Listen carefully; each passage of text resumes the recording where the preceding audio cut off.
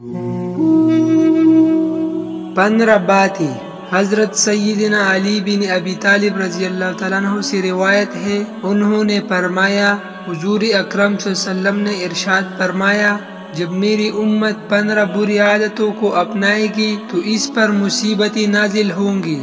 عرض کیا گیا، یا رسول اللہ وہ کیا ہے؟ آپ صلی اللہ علیہ وسلم نے ارشاد فرمایا، جب مال غنیمت ذاتی ملکیت بنا لی جائے گی، امانت مال غنیمت سمجھی جائے گی، زکوٰۃ جرمانہ سمجھی جانے لگے گی، آدمی اپنی بیوی کی اطاعت کرے گا، اپنی ماں کی نافرمانی کرے گا، اپنے دوست سے حسن سلوک کرے گا، اپنے باپ سے بدسلوکی سے پیش آئے گا، مساجد میں آوازیں بلند ہوگی، لوگوں میں نکما آدمی حکمران بن جائے گا، کسی شخص کی عزت اس کے شرانگیزی کے خوف سے کی جائے گی، مختلف قسم کی شرابیں پی جائیں گی،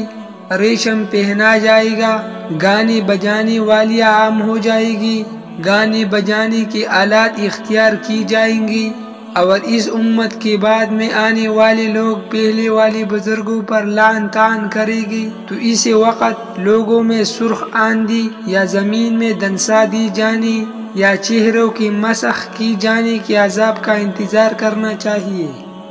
وظننت أنا